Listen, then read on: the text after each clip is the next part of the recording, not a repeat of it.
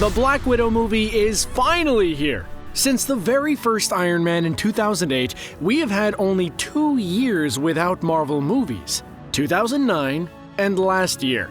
Of course, 2020 was a special case, but now Black Widow's very own solo movie has arrived, and the MCU analysis machine is cranking up again. The movie fills in a bunch of interesting blanks in the history of Natasha Romanoff, ex-Russian super spy. It's a fighting pose. You're a total poser. I'm not a poser. One of these is the truth behind the elusive and much speculated upon Budapest incident. And don't at me in the comments for saying Budapest, okay? That's how you're supposed to say it.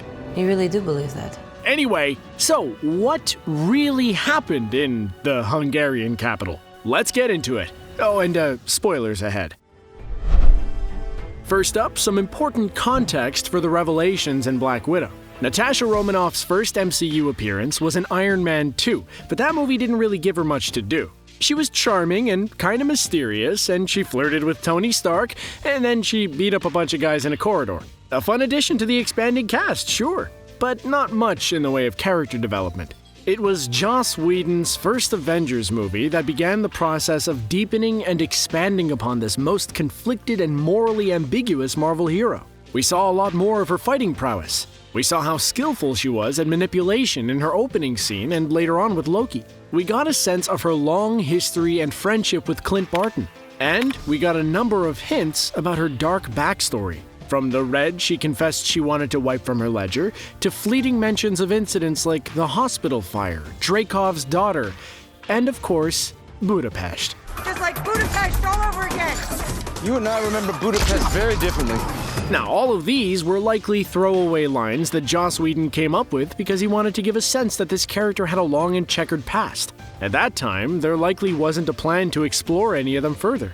But this being the Marvel Cinematic Universe, there's always the chance that these things can be picked up on, answered, and re-evaluated many years down the line. The Budapest operation, it turns out, was Black Widow's final test to prove that she was serious about leaving the Red Room and joining S.H.I.E.L.D. And hey, it makes sense that S.H.I.E.L.D's entry requirements for Soviet defectors are pretty strict, but murdering your old boss is intense. Working with Clint Barton, who we already know vouched for her with S.H.I.E.L.D. rather than following his orders and assassinating her, We're still friends, right? Natasha planted a number of bombs to kill the villainous Dreykov. And while we here on this channel do not condone murder, Dreykov's a pretty bad dude, and he's fictional, so sure, blow him away, Natasha. Except there's more to it than that. Specifically, that daughter of Dreykov's, Antonia, who was just a little girl at the time of the operation. Natasha deliberately used Antonia to confirm the presence of Dreykov in the building, so they were sure that the explosions would take him out. And tragically, that meant consciously choosing to sacrifice the life of a child as well. A pretty grim series of events, we think you'll agree. No wonder Natasha's been haunted by it. Now, after the supposedly successful detonation of the bombs, the movie reveals that Clint and Natasha ended up in a major firefight with Hungarian special forces, and eventually had to hide in the Budapest subway for 10 days. An intense experience, even for trained professionals. You'd either become fast friends, or kill each other. For Clint and Natasha, it was the former. Anyway, some long-standing questions have now been answered, although we do kind of wonder why, in the Avengers, Clint said that he and Natasha remembered Budapest very differently. Maybe he just meant that there were no aliens.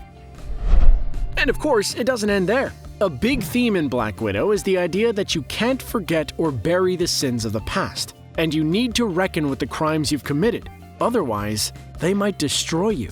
So, while Natasha has been racked with guilt ever since the Budapest incident, the events of her solo movie require her to face her demons head-on. Because not only is Dreykov alive, so is his daughter, brainwashed into becoming the elite assassin Taskmaster. Natasha literally has to come face-to-face with the human cost of her actions as Black Widow, but she's also given the opportunity to atone for those actions. Now, there is a debate to be had about whether S.H.I.E.L.D. is really that much more ethical than the Red Room. After all, they seemed happy to sanction the murder of a child and welcomed Natasha into their ranks. Not cool, guys.